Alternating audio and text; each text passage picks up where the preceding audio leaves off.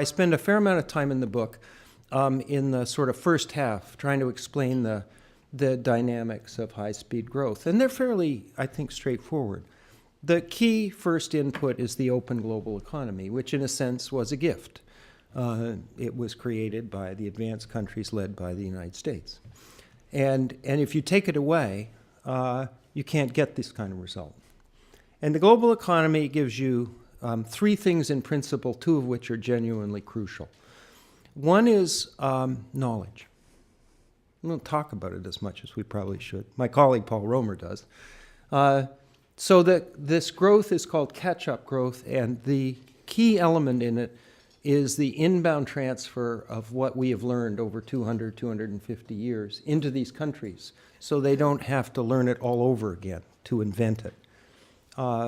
And that increases their potential output. And that brings us to the second key component, which is they invest and save when they're growing like this at very, very high rates. China in 1978, when it started growing rapidly, was investing and saving, meaning funding their own investment, at 35%, or call it a third of GDP. It's now up to a ridiculous 45 or to 50%, but that's an outlier. When you think about it, that's a statistic for most people. If a country's income per capita is $500, and you set aside a third of that to invest in the future or your children and grandchildren's future via growth and running this engine, then you're in effect left with two-thirds of $500. And that is an extraordinary choice.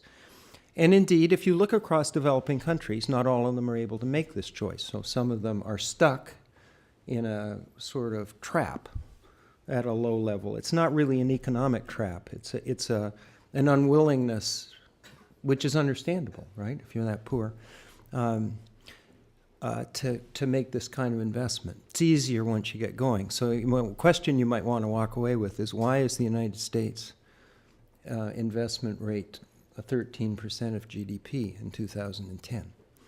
And the savings rate below that, because we're running a current account surplus. But that's not my subject for today.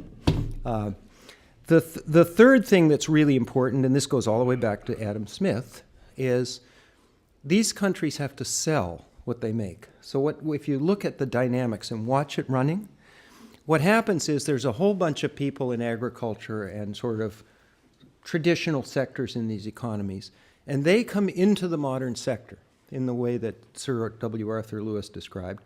And that sector is usually the export sector. It's a sector in which they can find something to do that takes advantage of educated but relatively low-skill labor, and it's usually labor-intensive. The image now, of course, is labor-intensive, process-oriented manufacturing. And they sell it to the global economy.